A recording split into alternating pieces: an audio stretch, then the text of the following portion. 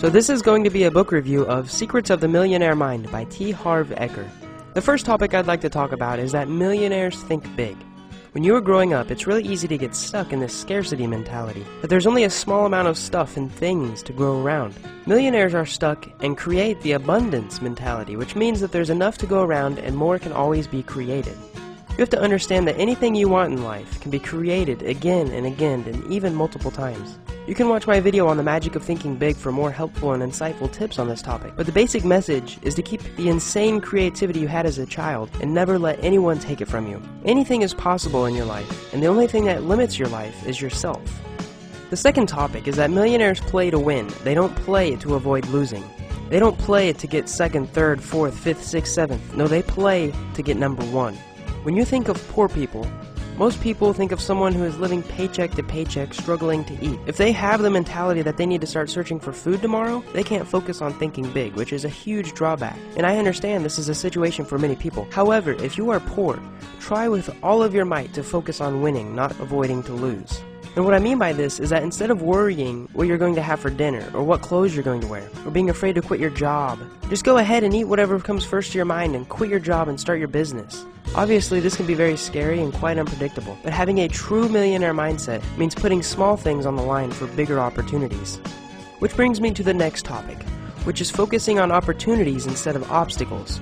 If you can turn every adversity into life into an opportunity, you will quickly become a millionaire. I saw an advertisement for this super awesome product that tied water balloons in under 6 seconds. I quickly realized how many times I got frustrated tying water balloons when I was a child by hand, and I should have taken that opportunity and tried to make some money with it by producing an awesome product.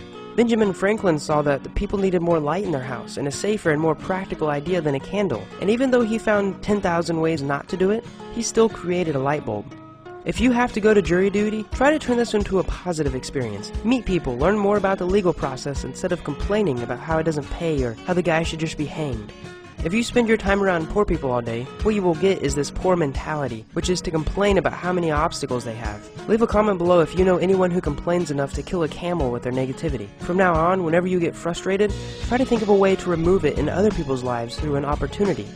That opportunity is what made every entrepreneur ever rich, and will make you rich as well if you can find the way to use it.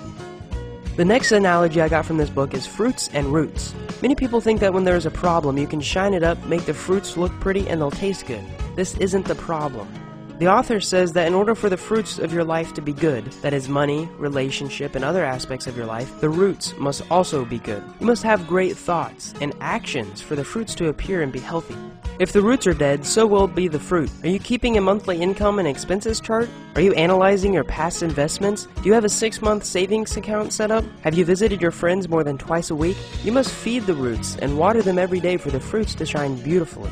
The number one thing people complain about is not having shiny and healthy enough fruits, but what they don't realize is that complaining is like pouring bleach right over the roots of their life.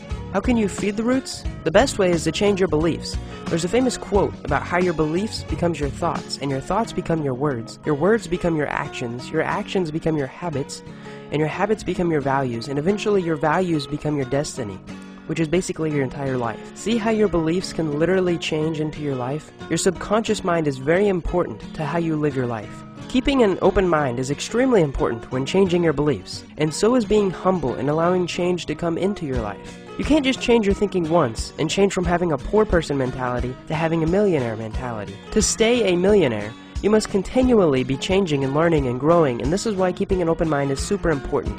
And it is also why people that win the lottery, most of them, end up losing their money within 3 years.